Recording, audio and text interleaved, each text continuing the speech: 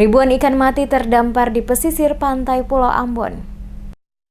Munculnya fenomena tak lazim berupa terkaparnya ribuan ekor ikan di sepanjang pantai negeri atau desa yang ada di Kecamatan Letisel hingga Kecamatan Salahutu, tepatnya Negeri Wai, cukup mengejutkan warga setempat yang kemudian disikapi dengan menyampaikan hal tersebut kepada pemerintah Kota Ambon.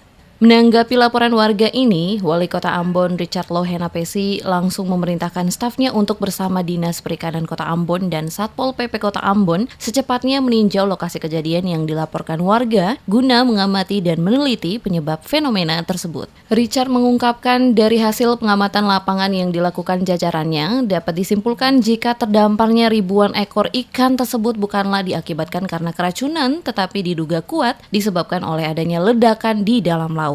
Ternyata dari hasil pengamatan di lapangan, kemungkinan itu bukan karena keracunan, tapi ada ledakan dari dalam laut.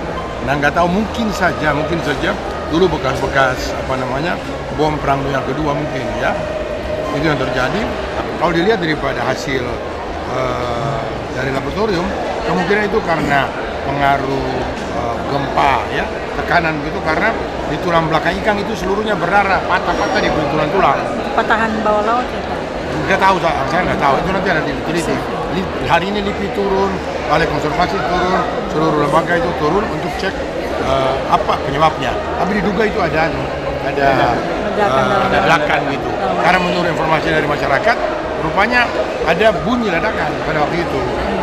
Richard Lohenapesi menyampaikan mungkin saja ledakan itu berasal dari sisa-sisa bom Perang Dunia Kedua, namun guna memastikan penyebab hal ini, tim dari Balai Konservasi telah turun ke lokasi untuk mengambil sampel DNA dari bangkai ikan yang ada. Sementara terkait dengan ikan yang mati terdampar di sepanjang garis pantai Desa Suli dan Wai, Lohenapesi menjelaskan hal itu telah diakibatkan oleh pengaruh arus dari Lei Timur Selatan dan adanya kemungkinan pengaruh tekan gempa, di mana ini terlihat dengan terjadinya pendarahan pada wilayah patahnya tulang ikan.